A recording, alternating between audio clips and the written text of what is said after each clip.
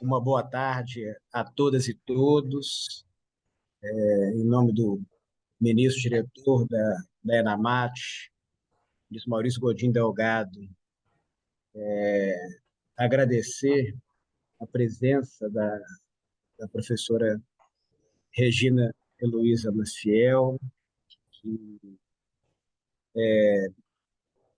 mestre em Psicologia Aplicada pela Universidade de Wales e doutora em Psicologia pela USP, além de pós-doutora pela Universidade do Porto, em Portugal.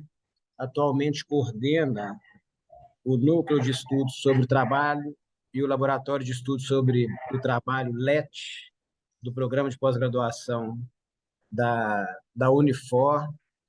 A professora é uma referência no estudo da psicodinâmica, no estudo da parte da ergonomia do trabalho e com publicação nessa área da saúde mental, inclusive em análise, que ninguém melhor do que a professora e mais habilitado do que a professora, então, para nos trazer uma mensagem em relação à condição contemporânea do trabalho, das relações de trabalho, das formas das pessoas se relacionarem através do trabalho e de que forma que isso tem impactado a saúde mental, de forma a termos esse registro de reflexão nesse mês que é dedicado a uma causa tão importante e às vezes muito invisibilizada, né, professora Regina, que é a questão do Setembro Amarelo e a parte do, da afetação mais grave que isso tem, que é do autoextermínio. O ministro Balazeiro é um co-realizador pelo Programa Trabalho Seguro dessa velha conferência, entra no espectro de atuação desse relevante programa institucional. Pelo programa, o ministro fará as considerações ao término, ao término da fala da conferência da professora Regina. E, antes, então, de passar a palavra à professora Regina, eu quero fazer aqui um registro também de agradecimento à presença de todas as juízas e juízes, desembargadores e desembargadores, servidoras e servidores, advogadas e advogados, estudantes de direito, que atenderam a esse chamado, né, de termos esse momento de pausa e de reflexão em relação a essa importante temática. Professora Regina, reiterando nosso agradecimento, passo a palavra para a senhora, para então nos prestigiar e nos brindar com a conferência. Obrigado. Muito obrigada, professor. Eu queria dar boa tarde a todos, né? Agradecer o convite, que me deixou feliz. A gente deu uma negociada no tema, né? Mas teve a ver com algumas pesquisas que a gente fez relacionadas com saúde do trabalhador e especificamente saúde mental. Então, eu agradeço muito o convite e estou muito contente de estar aqui podendo passar um pouco dessa minha experiência para vocês, né? Eu queria, antes de começar, dizer qual é a agenda que eu me propus a estar conversando com vocês. Eu vou falar um pouquinho da conjuntura do trabalho na contemporaneidade, na atualidade, e depois eu vou entrar em alguns aspectos de saúde mental, né, do jeito que nós, da psicologia, costumamos estudar, da psicologia do trabalho, né, expondo especificamente questões sobre o estresse no trabalho e suas consequências, burnout, que é algo que tem sido bastante falado ultimamente com relação a essa questão da saúde mental e trabalho, e, por fim, falar um pouquinho da psicodinâmica do trabalho, que são duas abordagens bem distintas, mas eu queria ampliar um pouco para a gente poder, no final, se alguém quiser discutir ou tiver alguma pergunta, eu estarei aberta para responder as questões que forem colocadas, tá certo? Então, essa seria a agenda que eu estou me propondo a conversar com vocês, tá?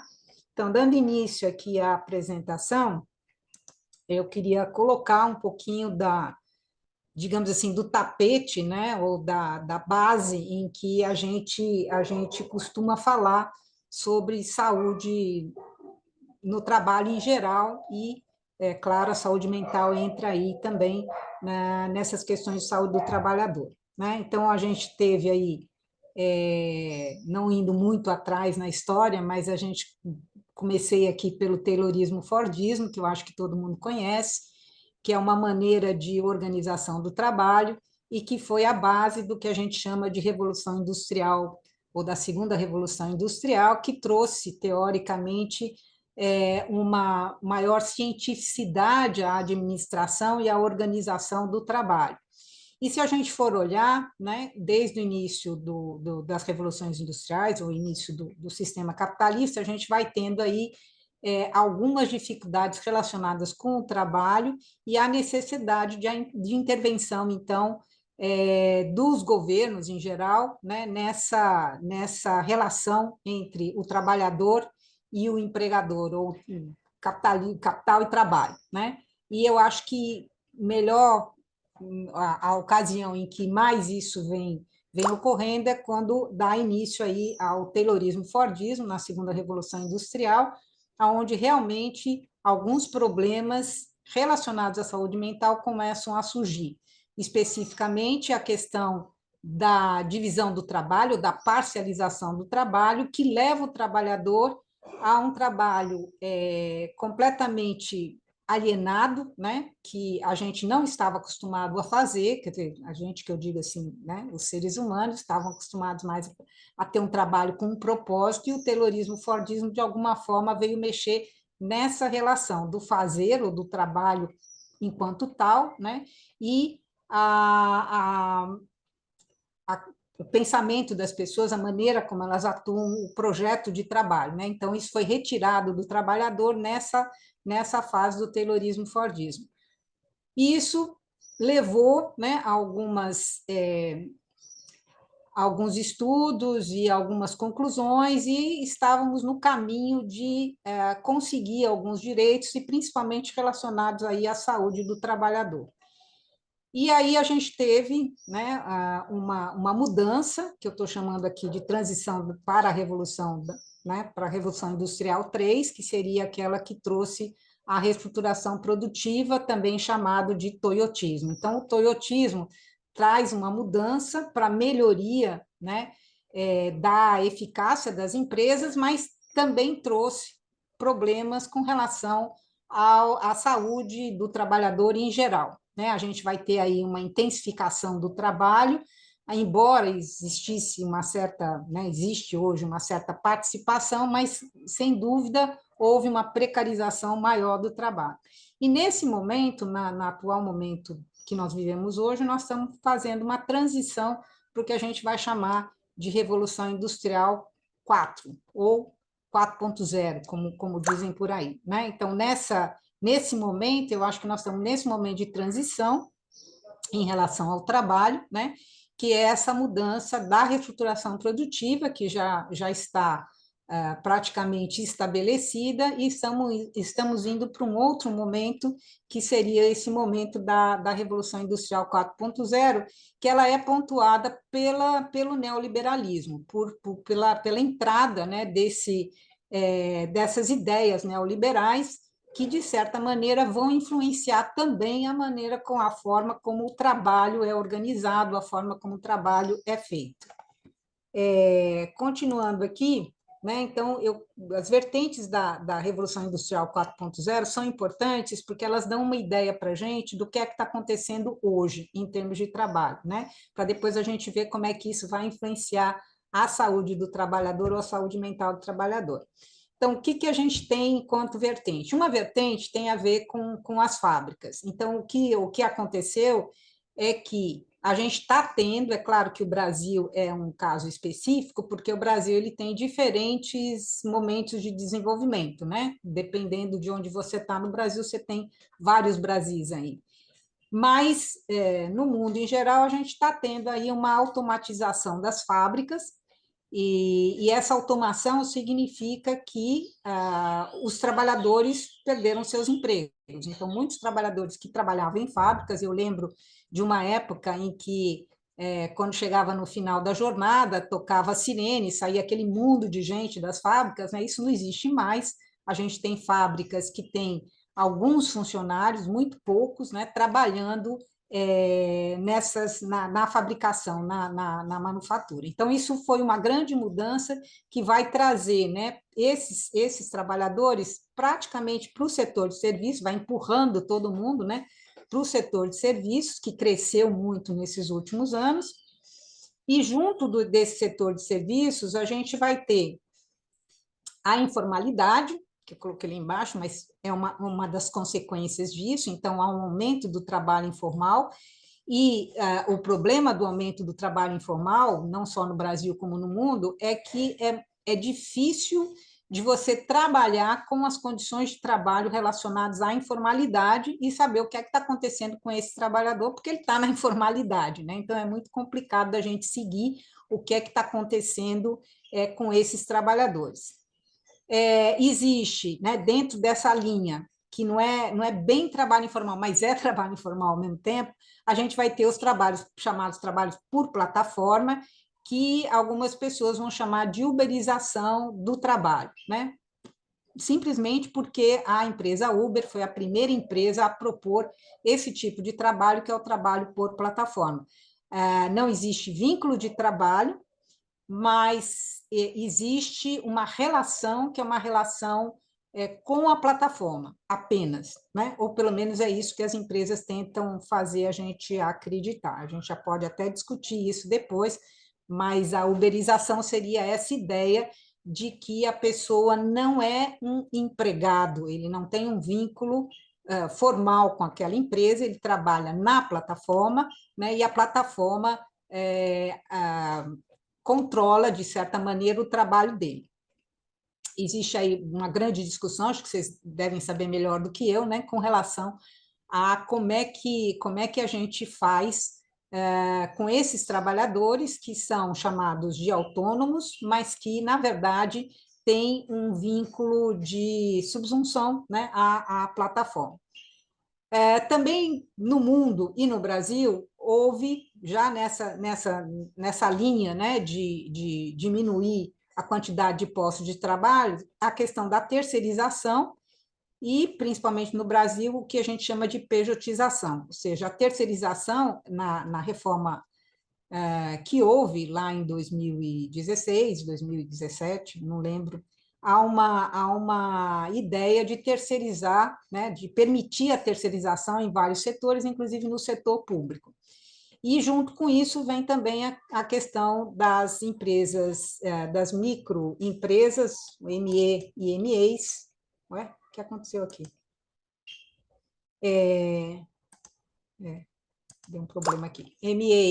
As MEs e as MEIs, que, na verdade, são uma maneira do que a gente vai chamar de pejotização, ou seja, a pessoa vira uma pessoa, deixa de ser pessoa física, passa a ser pessoa jurídica, e ela vai ter um contrato de trabalho com a empresa e não mais um vínculo trabalhista, né? Isso, é claro, tem algumas disfunções que podem ter consequências sobre a saúde ou a saúde mental desses trabalhadores. Então, para fechar, né, a gente tem aí, né, o desemprego decorrente nessa vigência aí da Revolução Industrial 4.0, porque a gente tem fechamento de postos de trabalho, principalmente nas fábricas.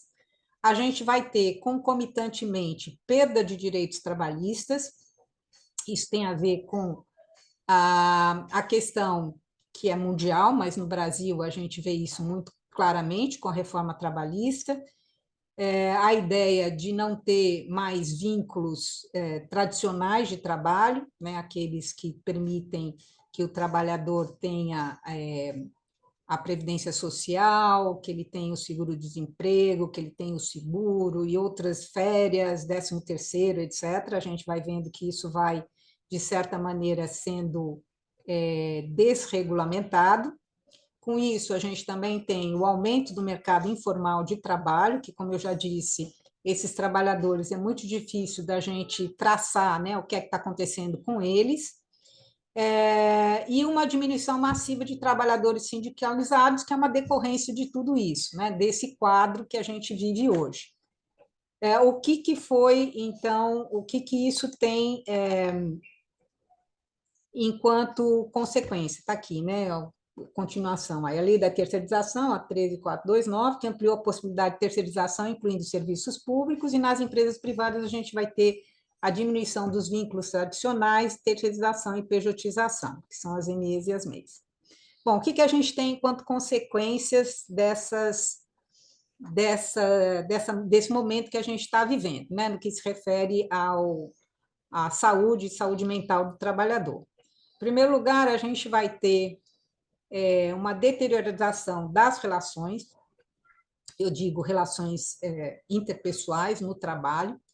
A gente vai ter o medo de perder emprego. Muita gente hoje sabe que aquele emprego tradicional, né, o trabalhador formal, que tem um emprego tradicional, um vínculo de trabalho, se ele perder o emprego, vai ser mais complicado para conseguir um segundo emprego, na maioria das empresas privadas, isso não vale, claro, para as públicas. Há uma maior submissão, né, tanto de trabalhadores formais e informais. Eu quero dizer com isso que eles aceitam, né, condições de trabalho e uma organização de trabalho nem sempre favorável para a sua saúde, para o seu bem-estar. Há uma opressão nas relações interpessoais do trabalho, né, incluindo aí assédio, e da parte do indivíduo, ele se sente insuficiente, né? Ele se sente como se ele não fosse culpa dele, né? Ele não está numa posição um pouco melhor. Essa tem uma relação com a narrativa neoliberal, né? A narrativa de que tudo é livre, né? E que você deve fazer o seu próprio caminho, você tem condições de seguir a sua própria profissão e tem condições de dar uma melhor vida para você mesmo, mas é claro que não é individual, né? É claro que é coletivo e que essa sensação de insuficiência ela vai trazer para o trabalhador, né, problemas de autoestima, problemas de saúde mental.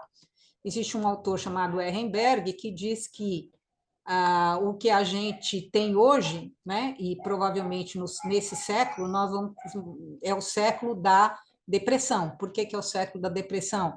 Porque a gente não consegue, né, ser suficientemente bom como a narrativa se coloca para nós, né? Nós temos que ser ótimos, maravilhosos, excepcionais. E é claro, e a gente não vai ter, né, condições de vida muito boas se a gente não for essa pessoa excelente. Mas é óbvio que essa excelência está ligada muito mais a questões da conjuntura e que pode não ser possível fazer isso, que é o tal discurso do discurso do empreendedorismo também, né? Todos nós somos empreendedores, é só querer. E as pessoas que vão pelo coaching, né, ou pela autoajuda, acreditam que é possível, então, que elas tenham uma melhor condição de vida, basta elas quererem, mas não é bem assim, né? A coisa é muito mais individual. Então, isso acaba levando as pessoas a terem transtornos mentais. E, hoje em dia, há um índice enorme de afastados por transtornos mentais. Então, a maior, acho que a terceira causa de afastamento no trabalho hoje é transtornos mentais, né? E esses transtornos mentais vão estar ligados a essa conjuntura e a maneira como o trabalho está sendo organizado e está sendo realizado. A gente também vai ter, junto com isso, acidentes e doenças ocupacionais, é claro, né? Porque está no mesmo bojo. Há também o aparecimento de atos negativos no trabalho, violência e ou assédio moral, que é um outro tema que eu não me propus a estar conversando com vocês hoje, mas é um tema que é decorrente também de toda essa conjuntura aí, especificamente da submissão do trabalhador, né, tanto nos trabalhos formais quanto nos trabalhos informais, que são coisas que ocorrem hoje com mais frequência. Então, entrando mais na questão agora da saúde mental no trabalho, né, falando um pouquinho de estresse e burnout, né, o que que isso significa, como é que isso tem sido estudado pela psicologia, né, até chegar um pouquinho também no que a gente pode fazer em termos de prevenção. Bom, então, o que mais se coloca é que nós vivemos no século do cansaço. Byung-Chul Han é um autor coreano que ele fala, então, que estamos todos muito cansados, né? E esse cansaço vem desse estresse, né, que tá relacionado ao trabalho. Então, se a gente for pensar a questão do estresse, a definição do estresse começa com esse autor aqui, que é o Selle, em 1965, que não define o estresse no trabalho. Ele chama de estresse, são doenças que têm a ver com essas reações do organismo a situações ameaçadoras. Especificamente, ele estudava, né, a questão do que hoje a gente chamaria de estresse pós-traumático decorrente da guerra, por exemplo, né? E ele achava que toda vez que o organismo se depara com uma situação ameaçadora, a gente vai ter uma série de reações, né, inclusive reações hormonais, que vão, de certa maneira, utilizar os recursos do nosso corpo, e com isso a gente vai ter um cansaço maior, né?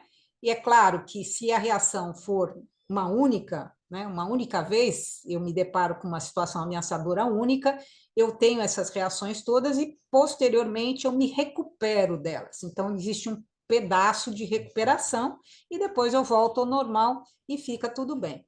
O problema é quando essa situação ameaçadora se repete continuamente na vida do indivíduo. Então, se ela continuar se repetindo, ele não mais vai ter condições de se recuperar. Se ele não tiver condições de se recuperar, obviamente ele vai ficar doente, porque ele não tem mais como, né, como sobreviver, né, àquelas reações.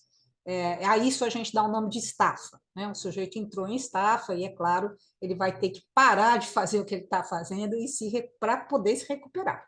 É mais ou menos por aí. Então, é uma reação neuroendócrina que estimula, né, o cérebro, especificamente a formação reticular, a secreção de hormônios, adrenalina e noradrenalina, e isso vai continuadamente pode prejudicar o indivíduo. Alguns estudiosos dizem que existem dois tipos de estresse, o estresse positivo e o estresse negativo. O positivo é aquele que a gente tem todo dia, né? Eu vou dormir, o despertador toca, eu tenho que levantar, tenho que acordar, né? E essa reação é uma reação que normalmente a gente vai ter na vida e a gente precisa ter algum nível de estresse para poder trabalhar, para poder viver em geral. Esse estresse é o chamado estresse positivo, é o estresse que a gente vai ter para poder, para não ser depressivo, né? Se a gente está em depressão, a gente está faltando exatamente esse estresse positivo que faz com que as pessoas consigam fazer, entrar na sua lide diária. O negativo é aquele que vai além das capacidades do indivíduo. E aí ele vai acumulando, né, uma certa quantidade de estresse que ele não consegue se recuperar e, no final das contas, ele acaba adoecendo por causa disso. Isso pode ser na vida ou pode ser no trabalho. Essas respostas de estresse, segundo o Selle, elas podem provocar um distúrbio transiente, que eu já falei, é passageiro, né? Mas quando prolongadas podem causar ansiedade, fadiga, depressão, raiva e frustração, que está na raiz da maior parte dos transtornos mentais, né? Então, a presença e severidade da resposta de estresse dependem da avaliação individual e são influenciadas pelo estado ou estrutura individual que a gente chama de corpo. Então, são duas coisas, né? Tem o ambiente, que pode ter fatores estressores, né? A resposta do indivíduo a esses fatores, passando por uma variável mediadora, que é essa avaliação que o sujeito faz daquela situação. Eu vou dar um exemplo, né? Se me aparecer um rato agora aqui, né, eu vou entrar em estresse, porque eu tenho medo de rato e isso vai fazer com que o meu organismo reaja a essa situação ameaçadora. Mas eu posso fazer uma avaliação de que eu tenho alguns recursos para me ver, para lutar contra essa situação de estresse, né? Eu posso pegar uma vassoura e eu acho que eu tenho condições de matar o rato com a vassoura. Então, pronto, eu mais ou menos resolvi a minha situação. Então, esse appraisal, essa avaliação que eu faço dos meus recursos, pode fazer com que eu lide melhor com o estresse. A isso a gente dá o nome de coping. E existem vários treinamentos em empresas e também em outros locais, tentando aumentar, né, essa possibilidade do coping, que é o dar conta das situações de estresse. Isso tem uma certa validade, porém, a gente não pode, né, querer que o indivíduo lide com as situações estressoras apenas com os seus recursos. A gente tem que olhar para os estímulos estressores, que esses são importantes da gente mexer, né? Então, no acidente de trabalho, a gente não vai olhar só para o que o indivíduo fez, a gente vai olhar para as condições que levaram o indivíduo a ter determinados comportamentos que podem ter levado ao acidente. Então, quando a gente faz todo o estudo do acidente, a gente tem que ver também a situação que levou o sujeito a ficar, a sofrer o acidente ou a ter uma doença ocupacional. Isso é a mesma coisa para a questão da saúde mental, né? Com certeza, não é apenas o indivíduo que é o, digamos assim, o culpado pela sua situação, mas isso está ligado, obviamente, à situação que ele está vivendo, especificamente a questão da organização do trabalho, que é o que vai causar maior estresse. Eu coloquei aqui a questão da resiliência, porque essa é um tema que vem surgindo bastante nesses últimos tempos, como uma maneira de lidar com a saúde mental no trabalho. E eu acho que a gente, quando coloca, né, esse tipo de tema, treinamento de coping, resiliência e outros temas relacionados, é como se a gente quisesse que o trabalhador fosse outra coisa que ele não é. Quer dizer, não é todo mundo que tem possibilidade, a resiliência seria a capacidade de lidar com situações estressoras, que é uma capacidade individual, que pode ser inata, ou seja, o sujeito já nasce com ela, ou ela pode ser, segundo alguns teóricos, treinada. Isso é verdade. Porém, eu acredito que quando a gente está falando em prevenção, né, prevenção de saúde ou prevenção de saúde mental, a gente tem que olhar para a condição de trabalho causadora daquela condição, né? E isso é muito verdade para a questão da saúde mental. Embora hoje em dia se tenha esses temas têm crescido, né, como uma resposta à condição atual de trabalho, o que é triste, porque eu acho que a gente deveria estar mais engajado na luta por melhores condições de trabalho do que simplesmente, não, vamos treinar o sujeito a ser mais resiliente, vamos treinar o sujeito a ter estratégias defensivas, vamos treinar o sujeito no coping, né? Então, isso realmente acaba prejudicando mais, na minha opinião, prejudicando mais do que ajudando as pessoas que estão em sofrimento mental, né, decorrente, por exemplo, do estresse. Bom, no que se refere a estresse ao trabalho, não tem quase nada a ver com a definição do CEL, né? Porque a definição do CEL é uma definição específica aí para situações ameaçadoras. Quando a gente vai trabalhar, a gente não está o tempo todo sendo ameaçado, né? Não é bem assim. Mas a gente pode ter um estado emocional que é causado pela discrepância entre o grau de exigência do trabalho e os recursos individuais disponíveis, que é o que o sujeito tem. E aí, nessa discrepância, o sujeito pode sofrer, pode entrar em sofrimento, pode entrar em estresse, pode entrar no que a gente chama de fadiga crônica ou de estresse crônicos. Então, é uma reação emocional negativa relacionada à sensação de medo, derrota, tensão, raiva e cansaço que pode ocorrer no trabalho, né? Por exemplo, eu tenho um trabalho em que as pessoas querem que eu trabalhe por metas. Então, eu tenho que produzir X produtos ou trabalhar em X projetos num determinado momento. Isso pode ser demais para mim. Essa meta pode ser além da conta daquilo que eu posso de fato realizar. E com isso eu vou me sentir extremamente frustrada, porque eu não vou conseguir realizar aquilo que está sendo exigido. E fico com medo também, porque fico com medo de perder o meu emprego, né? Fico com raiva, entro em tensão, né? E aí todos esses sentimentos acabam, de certa maneira, se refletindo na minha saúde física também, né? Então, o estresse no trabalho tem mais ou menos a ver com essas relações ou reações emocionais negativas.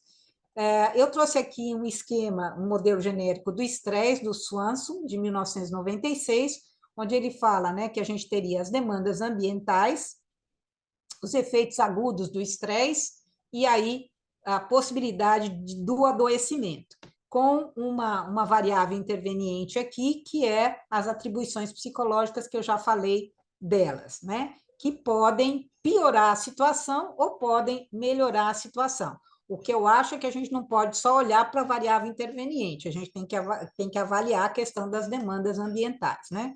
Essa é uma charge de uma cartilha que eu fiz lá para os sindicatos bancários, a charge não é minha, mas ele ilustrou, né, a situação de trabalho atual do bancário, que ele faz 1000 coisas ao mesmo tempo, né? Então, as demandas do trabalho são muito altas, ele tem que fazer muita coisa. E aí, esse fazer muito, fazer mais do que seria razoável, acaba levando os sujeitos a entrar em estresse. Então, a questão do estresse acaba tendo relação com as atuais formas de gestão. E eu estou falando aí especificamente do trabalho formal, se bem que nos informais também a gente vai encontrar coisas muito similares. Então, há uma menor flexibilidade e menor controle do trabalhador sobre o trabalho. A nossa autonomia, né, está lá no pé. Nós perdemos muito em termos de autonomia, porque a gente vai ter aí um maior controle sobre o trabalho. Isso é dado, gente, pela própria microeletrônica, né? A gente tem os computadores, a gente tem tudo hoje, né, controlado aí pela computação.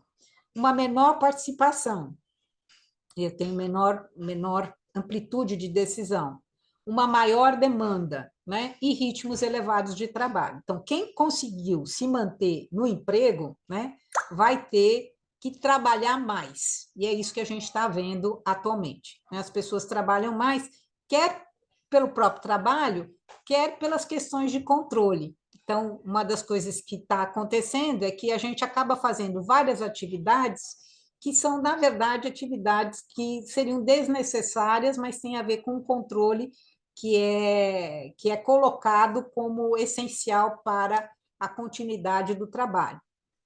Então, o indivíduo acaba tendo pouca autonomia e quase nenhum controle. Como consequência, a gente vai ter aí a saúde mental alterada. Eu queria falar um pouquinho também do burnout, que se relaciona com estresse, mas antes de entrar, eu acho que eu não expliquei direito. Historicamente, a gente tem estresse como o primeiro tema que realmente vai introduzir a questão da saúde mental no trabalho. Né? Então, é um tema mais antigo, mas é o tema que perpassa tudo que a gente vai falar a seguir também. Né? É o tema, eu acho que é o tema mais importante. De uns tempos para cá, né, apareceu essa denominação, esse conceito, que é o conceito da síndrome de burnout, que no final das contas também tem a ver com estresse. Então, quando a gente pensa em síndrome de burnout, ela é caracterizada por um grupo de sintomas: fadiga física e mental, falta de entusiasmo pelo trabalho e pela vida, sentimento de impotência e inutilidade e baixa autoestima.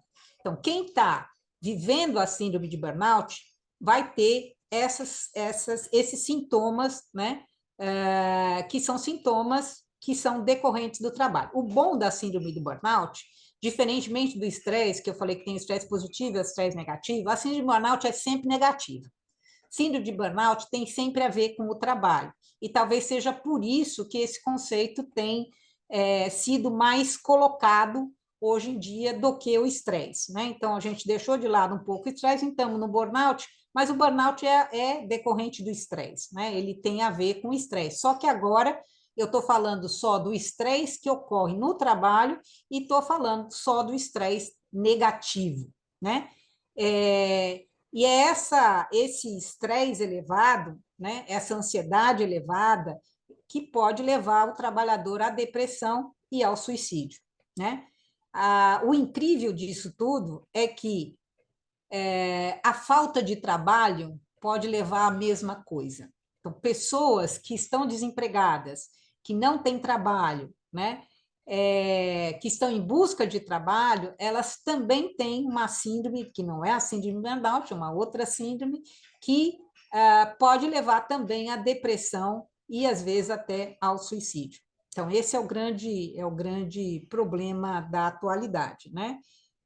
Eu não sei se vocês sabem, mas existem alguns estudos mostrando, principalmente do DEJU, né, mostrando suicídios no trabalho, que são pessoas que se suicidam por não dar conta, né, dessa reação emocional que ela tem, que provocada pela diferença entre as expectativas do trabalho e realmente o que ele pode fazer, né?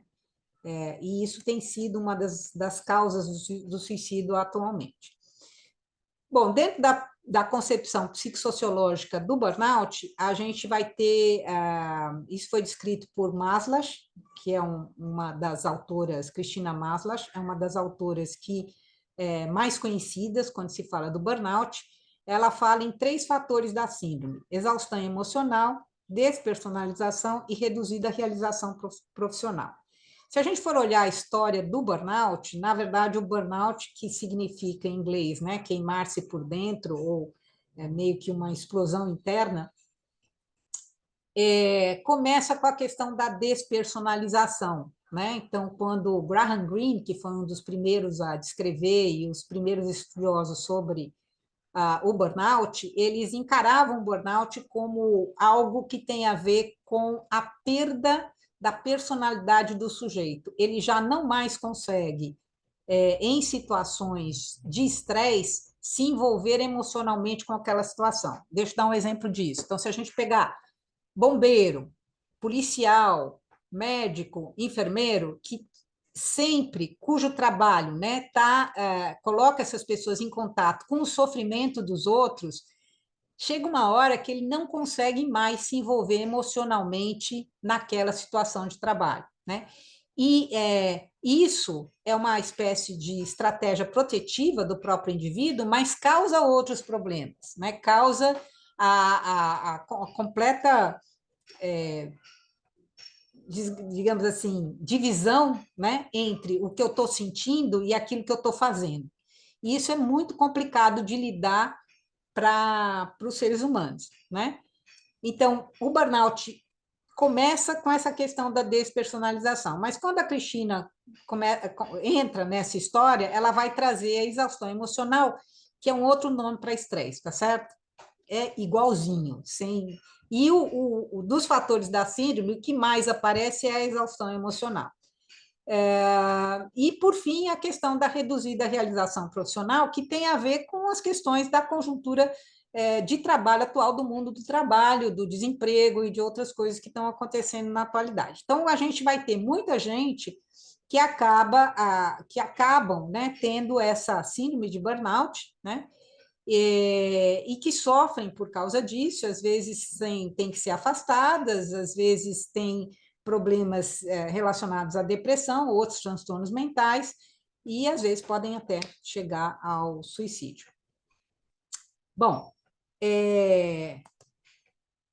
os elementos centrais da síndrome, né? É uma experiência individual específica do mundo de trabalho, isso eu já falei. Então, a vantagem do burnout em relação ao estresse, quer dizer, usar esse conceito ao invés do conceito de estresse, é que isso é específico do mundo de trabalho e estresse não, né?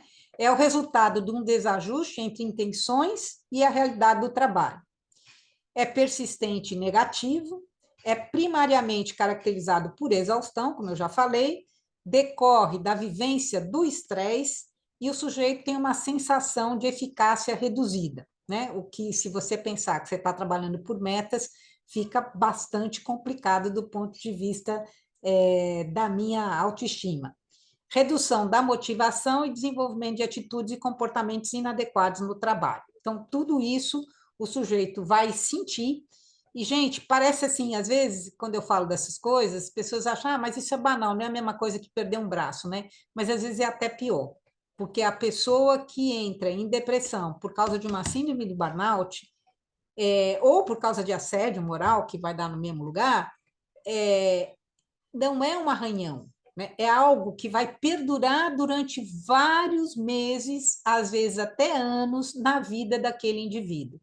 Ele vai ter que parar de trabalhar, ele vai ter que se tratar, e é muito complicado de voltar a ser o que era antes. Então, são problemas, né, que são muito difíceis da gente tratar e da gente poder trazer o indivíduo de volta para a vida dele, né? Peraí, perdi alguma coisa? Perdi.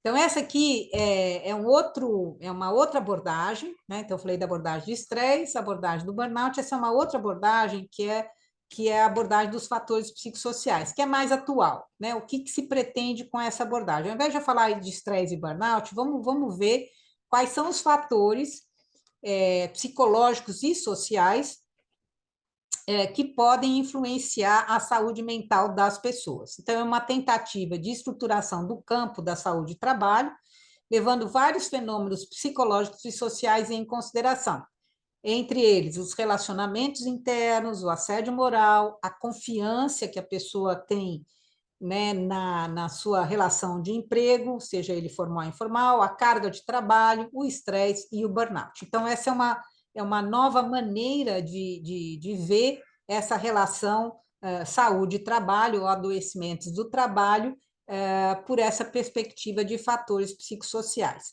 Então, até aqui, gente, a gente viu abordagens que têm a ver com variáveis do ambiente que podem ter relação ou associação com variáveis do indivíduo e podendo levar esse indivíduo a ter transtornos mentais, depressão e outras, síndrome do pânico e até ao suicídio. Então, essa é uma maneira de estudar essas relações. O que eu vou falar a seguir, ele traz uma nova abordagem para a relação saúde e trabalho, que é o que se chama de psicodinâmica do trabalho. Então, quando a gente entra em psicodinâmica do trabalho, a primeira coisa que a gente tem que esquecer é que existe uma relação causa e efeito entre fatores do trabalho e questões relacionadas com a saúde mental dos indivíduos. Não é assim. A psicodinâmica do trabalho diz o seguinte, que há um processo, que é um processo que envolve os fatores do trabalho, as condições e contexto do trabalho, a organização e o indivíduo. E esse processo é um processo em que pode haver adoecimento do trabalhador. Então, nós estamos falando de uma abordagem bem diferente, né, daquela que eu falei até aqui. Ah, mas qual é a mais válida, qual é a menos válida? Não existe isso. As abordagens são válidas, depende muito, né? Eu acho que no final a gente vai ter, né, os mesmos resultados, e o objetivo é que a gente entenda como é que essas coisas ocorrem para a gente poder prevenir. A psicodinâmica, então, é uma dessas possíveis abordagens. A psicodinâmica começa com o Christophe Dejoux, que mais ou menos no Brasil o livro foi traduzido acho que em 1984, ele trouxe esse livro que se chama A Loucura do Trabalho, né? O Dejoux é diferente porque ele vem de uma abordagem psicanalítica, então ele vai trazer coisas bem distintas dessas que eu trouxe até agora, né? A psicanálise é uma maneira diferente de a gente ver a questão da saúde mental, né? Porque ela difere dessa ideia biologicista, né? De que existe uma causa e um efeito. Aí a gente vai falar mesmo de um processo, né? E ela busca compreender como o trabalhador alcança um certo equilíbrio psíquico, mesmo estando submetido a condições de trabalho desestruturantes. O que ele está querendo dizer aqui? Ele vai pegar lá o Taylorismo, Fordismo, né, que começa a desestruturação, ou que a gente vai chamar de precarização do trabalho, e vai, né, se aprofundando, e são condições realmente desestruturantes. Pense que você está fazendo um trabalho, né, se a gente pegar um operário, ele entra na fábrica num determinado horário, ele vai fazer aquela atividade monótona durante 8 horas, durante a semana inteira, meses, anos e assim por diante, sempre o mesmo trabalho, sempre da mesma forma, né? Isso é desestruturante. Então, essa organização do trabalho é uma organização do trabalho adoecedora. Agora a gente já não tem tantos operários assim, mas a gente tem equivalentes, como, por exemplo, o motorista de Uber ou entregador do iFood ou qualquer outro trabalhador que tem que fazer atividades que são estressantes, cansativas e que são, de certa maneira, desestruturantes da vida daqueles indivíduos. E é claro que isso vai mexer, então, com a questão da saúde. Um conceito que o De Jure usa, que eu acho importante para a gente entender essas relações do trabalho com a saúde mental, seria essa questão do trabalho prescrito e trabalho real.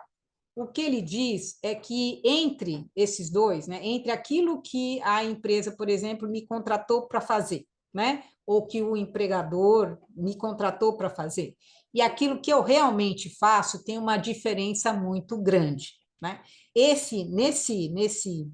Nesse buraco é que vai entrar a criatividade do trabalhador e a possibilidade de adoecimento do trabalhador. Vou dar um exemplo, por exemplo, da telefonista. Então, a telefonista, o que faz a telefonista? Ela tem que atender o telefone. Esse é o trabalho prescrito, tem que atender o telefone.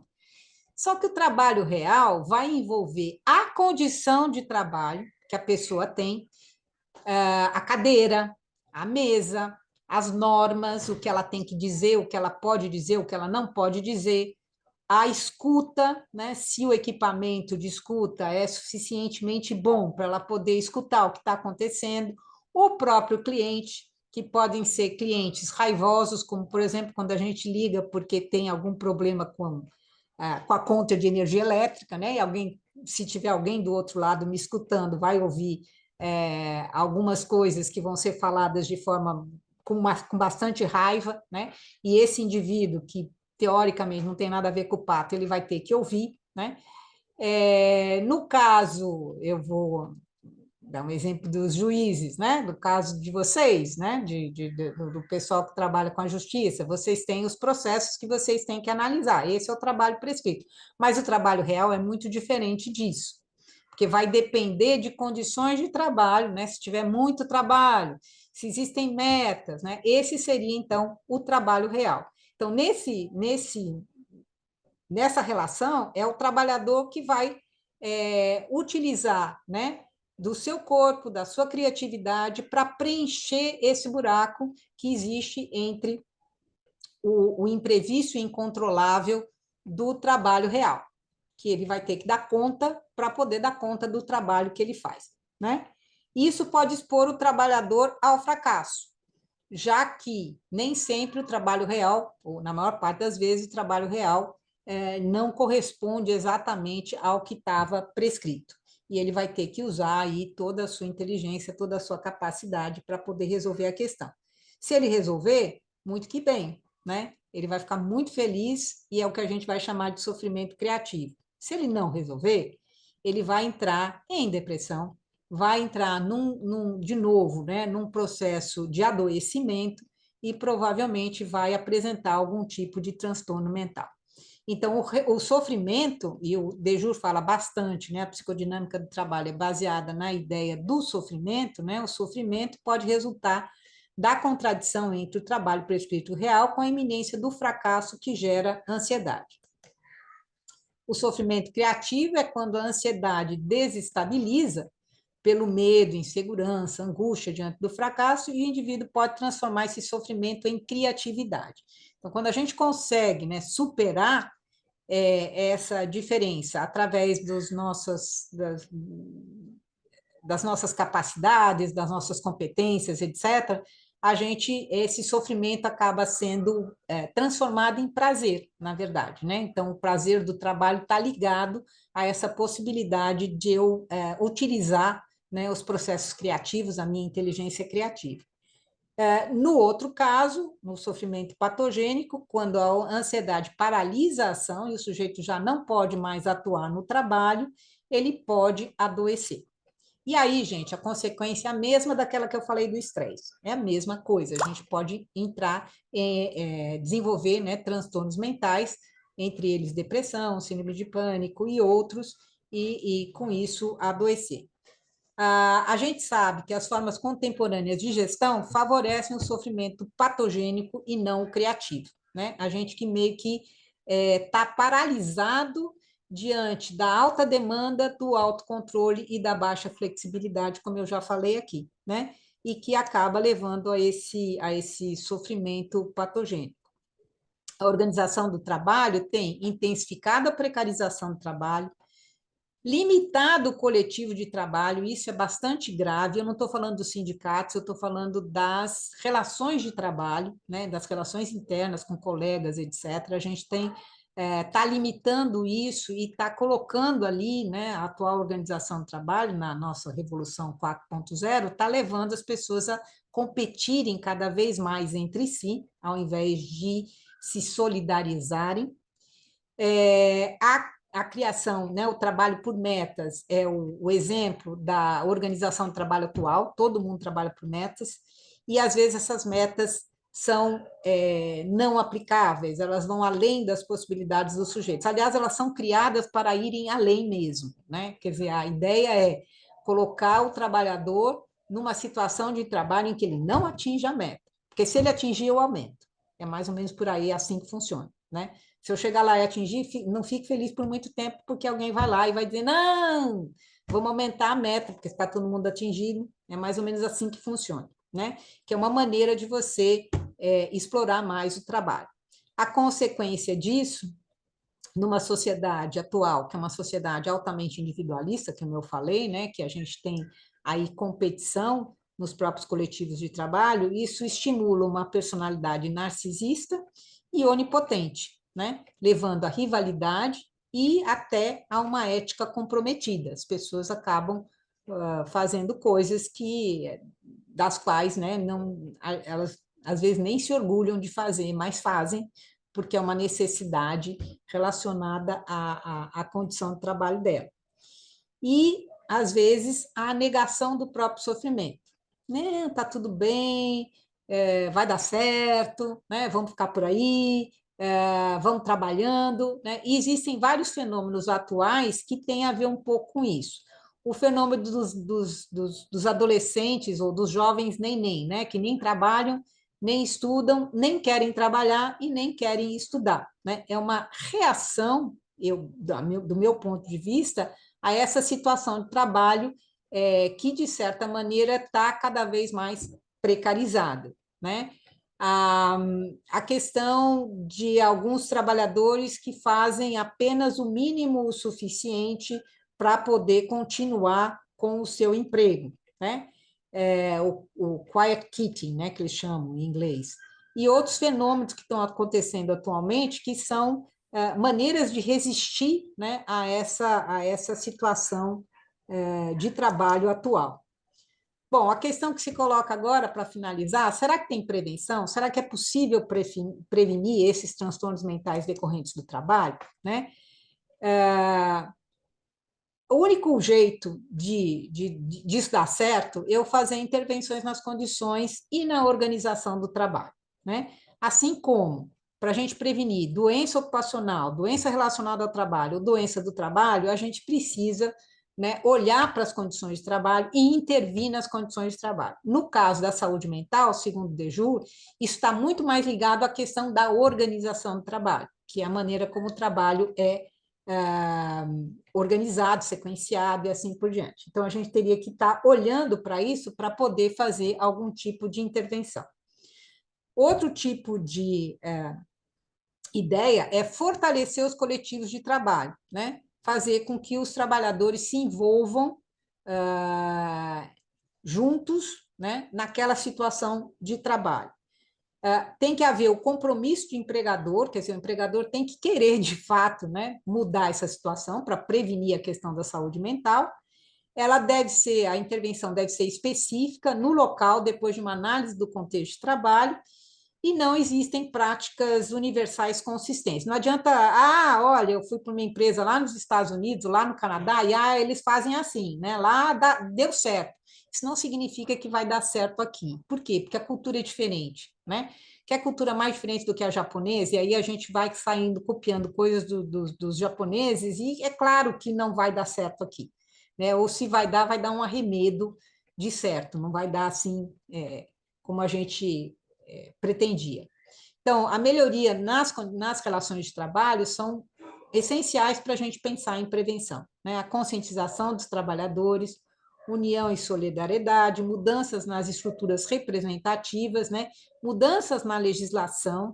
Eu sei que agora vai ser muito difícil da gente voltar em algumas coisas que que aconteceram lá na reforma trabalhista, né? Claro que a gente não vai conseguir fazer isso, mas que a gente tem que tomar mais cuidado com relação àquilo que é permitido nos locais de trabalho para evitar, né, que as pessoas adoeçam, tanto física quanto mentalmente, né? Ética e justiça organizacional, que ajudaria bastante também para a prevenção dessas questões de saúde mental no trabalho.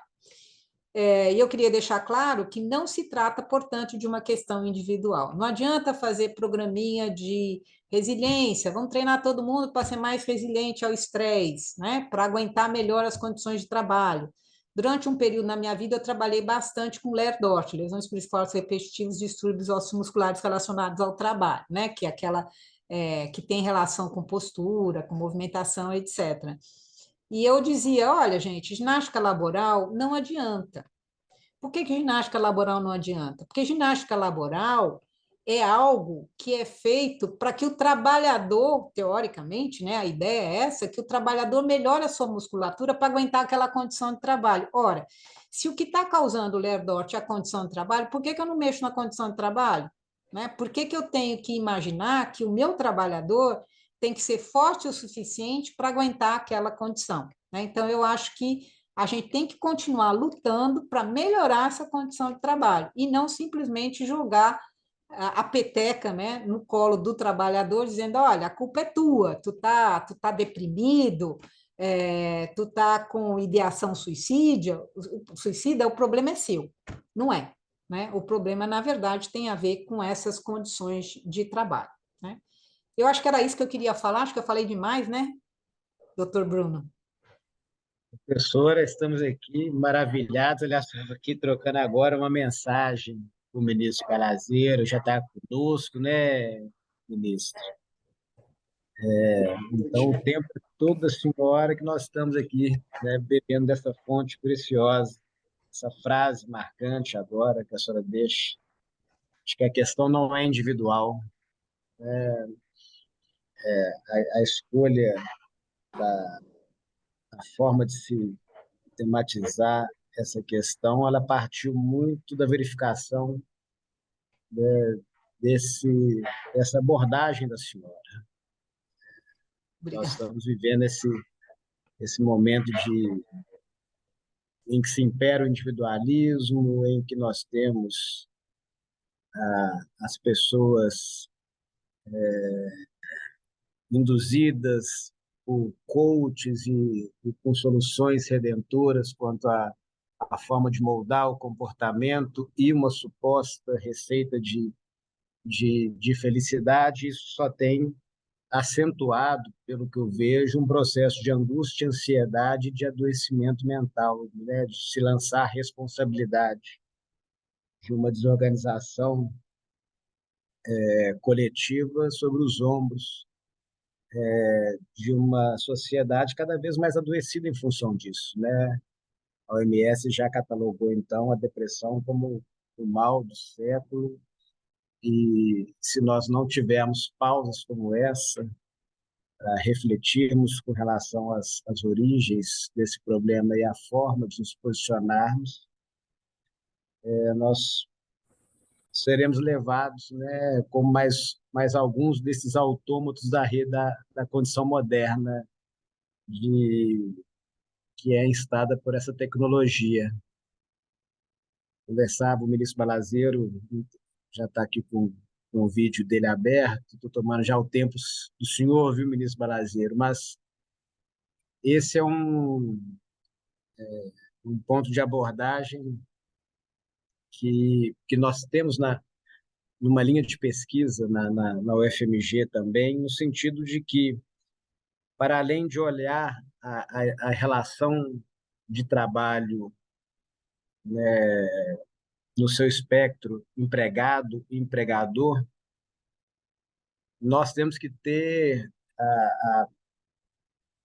a amplitude de compreensão que aquilo que é o nosso objeto diuturno de trabalho é muito maior do que isso. Nós estamos tratando hoje da forma das pessoas dialetizarem em reconhecimento, e isso transcende na forma delas se organizarem em sociedade. Nós vivemos uma sociedade que passa por uma crise da modernidade, isso é uma expressão de um antropólogo filosófico, Lima Vaz, exatamente pela ausência de instâncias de mediação, de encontro e de exercício de autoridade e de reconhecer o outro, de efetivamente termos na essencialidade do humanismo a razão maior de sentido nosso de existência, e não alguma instância de narcisismo de consumo, de priorização do objeto, seja ele da produção material do trabalho, priorização do objeto do trabalho em relação ao sentido do produto do nosso trabalho para o outro, e de sermos reconhecidos por esse trabalho pelo outro.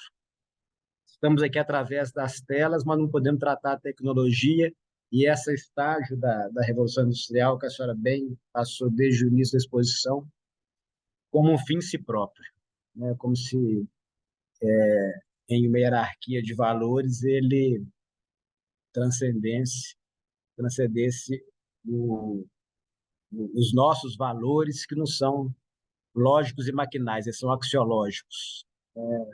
Liberdade, igualdade e trabalho.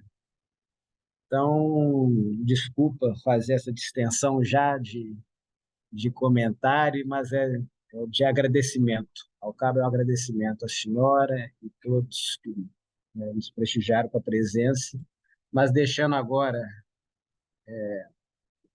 o responsável pela ideação dessa webconferência, que hoje lidera com maestria o programa Trabalho Seguro, chefe de todos nós aqui, estimado amigo ministro Alberto Balazeiro, para fazer então aqui as considerações, ministro. Uma boa noite a todas e a todos. A ideação, digo logo, professora Regina, a ideação começa por ele, pelo Dr. Bruno Rodrigues, estimado amigo, que teve essa feliz ideia de consorciarmos para a realização hoje desse magnífico evento. Eu cumprimento você, Bruno, e a todos os colegas, magistrados que nos acompanham, colegas da área jurídica ou não, servidores, servidoras, colegas nossos aqui do Trabalho Seguro, vejo aqui do desembargador Wellington, vejo diversos colegas aqui que nos acompanham aqui hoje. Dizer, doutora professora Regina Luiza Maciel, da honra que foi de ouvir. Efetivamente, o nosso programa Trabalho Seguro, eu já contei isso algumas vezes, que nós recebemos aqui o professor Michel Menet, e ao jantar conosco, né, Bruno, ele indagou por que um juiz coordenava um programa sobre segurança e saúde, né? Ele não compreendia, e realmente no espectro de um europeu, porque um juiz coordenava um programa sobre segurança e saúde, né? Eu tentei explicar a ele com o inglês menos francês, de que, na verdade, a gente precisa da participação da magistratura trabalhista, principalmente, em fazer política pública no Brasil, né? Então, as universidades fazem política pública, a academia faz política pública, mas a magistratura também faz política pública no Brasil, porque ela se integra às preocupações, ainda mais nesse mundo tão atacado e tão complexo que é o mundo do trabalho. A felicidade da fala da estimada professora foi conseguir contemplar. Eu tive a oportunidade de ter contato com o Deju na época em que eu era procurador-geral do trabalho, esteve no Brasil, e me impressionou exatamente essa pontuação, que foi a pontuação que o amigo Bruno trouxe ao final. No trabalho, na questão de saúde e segurança, desde que eu comecei a lidar com esse tema no Ministério Público, uma das maiores dificuldades que nós temos é fazer essa compreensão do coletivo, né? Que é uma compreensão que às vezes é difícil, porque a gente tem a tendência a visualizar o tema como um tema individual. A fixação que o brasileiro tem com esse tal do EPI, como se o EPI fosse a salvação para tudo e para todos, né? Se colocar um capacete, colocar você numa condição insegura, você está com a luva, então você está protegido. Não funciona assim, né? E a maior proteção que nós podemos ter é exatamente a forma de organização do trabalho. E isso me impressionou na fala do Deju. E nos conhecimentos profundos, uma palestra muito profunda da professora Regina, que nos traz hoje é isso, um panorama geral do tema. O tema da prevenção ao suicídio, professora, faz parte das datas de eventos obrigatórios do Programa Trabalho Seguro, porque o mês de Setembro Amarelo tem essa dinâmica também da forte relação com o trabalho. O trabalho não pode ser fonte de adoecimento, e Bruno trouxe essa dinâmica de visualizar o trabalho como meio de vida, e como meio de vida, antes de ter empregados, antes de ter empregadores, nós temos seres humanos, né? Então, essa dinâmica de trazer o tema para o trabalho seguro interessa muito, porque a gente fala de nós mesmos, ao mesmo tempo, como trabalhadores que somos, né? E fala também da necessidade que nós temos de dar voz a esse tema, de trazer relevância para o tema e dar socorro às pessoas também, porque é o tema mais urgente, com certeza, é a vida. Então, eu achei essa pontuação final do foco no coletivo. Claro que o tema da inação compulsória também nos interessa muito. A gente vive uma sociedade que se fala em fim do trabalho e, ao mesmo tempo, se fala de trabalho precário, né? Então, a solução para o fim do trabalho não pode ser o trabalho precário.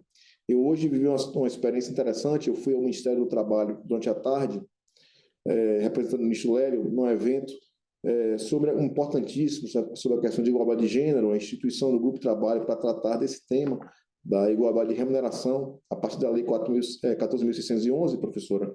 E eu olhei a manifestação dos trabalhadores em plataforma, inclusive com agressões e desentendimentos, na porta do Ministério do Trabalho, porque hoje se reunia o grupo de trabalho para tratar desse tema, e eu conversei até com o ministro Marinho sobre o tema. Então, a precarização, que é a forma mais assim, decadente, eu diria, da apresentação do trabalho humano, né?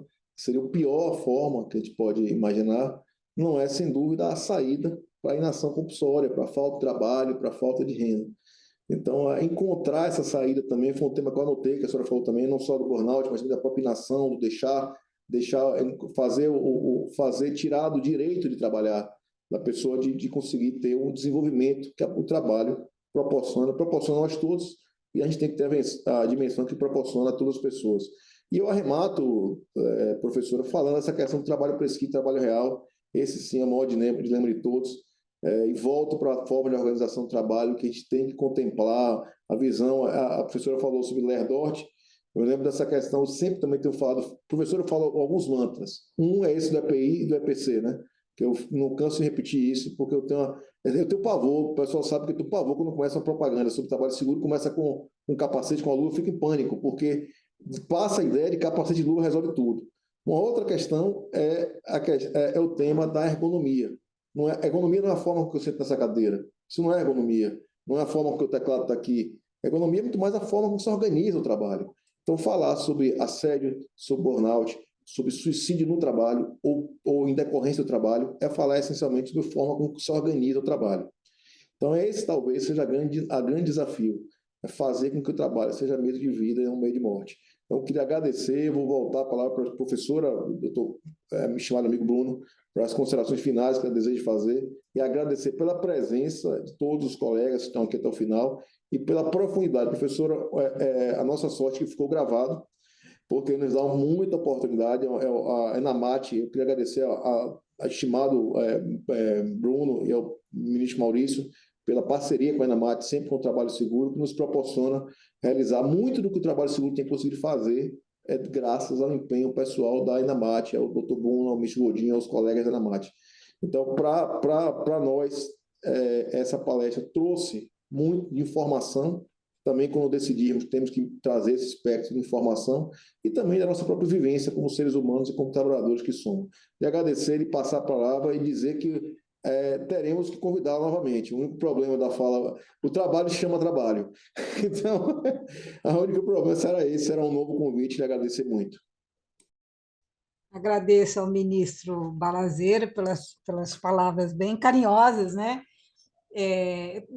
Estou à disposição, a hora que vocês quiserem, eu estou quase aposentada, né? Então, final de vida é isso aí, a gente gosta, eu gosto muito de trabalhar e continuarei trabalhando enquanto puder, né? Eu queria só falar, aqui, dar as minhas palavras finais, eu olhei aqui o chat, né? E vi dois comentários que foram feitos. Um deles, que a pessoa diz assim: o correto não é capacitar o colaborador, foi a Daniela Xavier, para suportar o trabalho, o correto é mudar a forma de trabalho para que o colaborador tenha prazer no que faz. Com certeza, Daniela, só tem um probleminha aí nessa sua colocação, que é utilizar o termo colaborador. Pelo amor de Deus, colaborador para mim é que nem IPI para o ministro Balazeiro.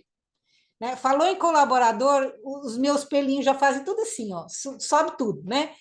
Porque o termo colaborador, gente, tem a ver com esse discurso neoliberal, né? A ideia de que não, capital e trabalho estão no mesmo pé, não estão, não. Esquece isso, não estão, não estão e não vão nunca estar, né? A classe que vive do trabalho continuará sendo a classe que vive do trabalho. E o capitalista continuará sendo capitalista ou empregador, ou seja lá o que for, né? E essa relação nunca será igual. Então, dizer que nós somos colaboradores, ao invés de trabalhadores, é usar um eufemismo para colocar panos quentes, passar mão, né, passar pano, tudo que se fala atualmente dessas coisas. Né? Outro comentário que eu vi aqui foi um comentário que fala sobre a questão das metas. Né? Isso é outra questão que a gente precisa estudar mais, mas é uma teoria de liderança e uma teoria motivacional que se fez presente na psicologia organizacional há um certo tempo já. Né? Então, não existe, quando eu falo que não existe trabalho que não seja por metas, não existe. É impressionante, até garçom de bar tem meta, você tem meta de quantos drinks ele vai vender, né? E ele vai fazer o possível para vender aquele número de drinks. É muito esquisito isso, na minha opinião, tá certo? E pior, quando se atinge a meta, sempre se vai aumentar a meta. Então, é para ser uma meta impraticável mesmo.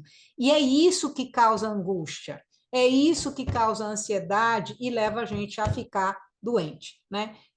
Mentalmente doente. Porque tem pessoas que são, eu vou usar aí a questão da resiliência, tem pessoas que são mais resilientes, mas tem pessoas que sofrem muito com isso, né? Então, era isso que eu queria terminar falando, né? Tem uma outra aqui, pergunta qual seria o ponto de equilíbrio para aqueles trabalhos, como, por exemplo, da própria magistratura, que em sua natureza é intensa e estressante, em atos próprios de... Bom, tem trabalhos que são intensos e estressantes e a gente tem que mudar a mesma condição de trabalho. Eu vou só, não sei se isso vai ajudar muito, né, porque eu sou leiga no assunto, mas essa questão de colocar um juiz adicional aí nos processos pode ser que ajude, certo? Não sei se ajuda vocês, mas pelo menos a ideia é diminuir um pouco o trabalho ou dividir o trabalho. Então, esse é um jeito de fazer, né? Talvez não seja o ideal, eu talvez esteja metendo a minha colher onde não devia, mas eu achei que foi uma ideia de melhorar aí a questão do juiz, né? Não sei, mas se a gente for pensar, toda a questão da organização do trabalho vai na direção contrária. Então, quando a gente teve, não sei se eu sou velho o suficiente para lembrar disso, talvez vocês não se lembrem, mas antigamente a gente tinha 3 pessoas dentro do avião: o piloto, o copiloto o engenheiro instrumentista lá, que é chamado. Hoje, mal a gente tem um, tá? Quer dizer, a gente tem, em geral, tem 2, mas é uma maneira, né, de colocar mais trabalho para quem ficou. E essa é um paradoxo, na verdade, porque a gente tem essa possibilidade de novas tecnologias, que é o que permite o avião voar sem o terceiro componente, mas, em compensação, as pessoas que ficaram acabaram trabalhando mais. Isso é um tremendo de um paradoxo que a gente não tem muito como saber como fazer, né? Mas a gente vai ter que dar um jeito nisso também. Era isso que eu queria falar, gente. Muito obrigada, obrigado pela atenção, tá? E estou às ordens, ministro Balazeiro. E Bruno, né? Bruno Rodrigues. O agradecimento é inteiro nosso, professora. Acho que aqui o chat já ilustra bem, né, o quão profundas foram as reflexões e a competência com que foi tratada essa importante dimensão formativa.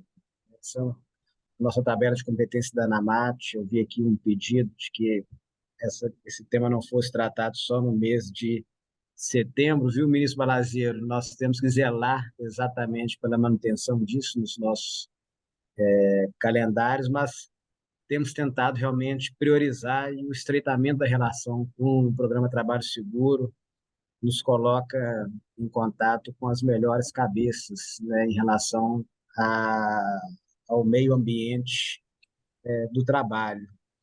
E seguramente passará pelo retorno da professora Regina à cátedra aqui na ENAMAT,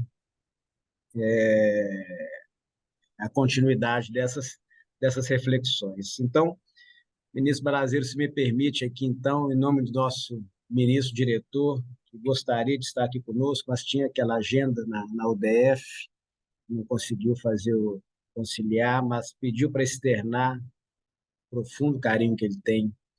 Um abraço para todas as colegas e colegas aqui presentes, magistrados, servidores, advogados, procuradores do trabalho. Houve aqui um registro de presença, ministro Balazeiro, do Procurador-Geral do Trabalho, não sei se pela PGT, o doutor Lima, que assessor, esteve conosco aqui hoje, inclusive, celebrando um acordo de cooperação com a ENAMAT, pela Secretaria de Formação, mas, enfim, né, com o nosso agradecimento extensivo a todas e todos, né, vamos encerrar esse agradabilíssimo encontro dessa tarde no compromisso, né, de que retomaremos e manteremos essa agenda sempre presente. Muito obrigado, professora Regina. Viu?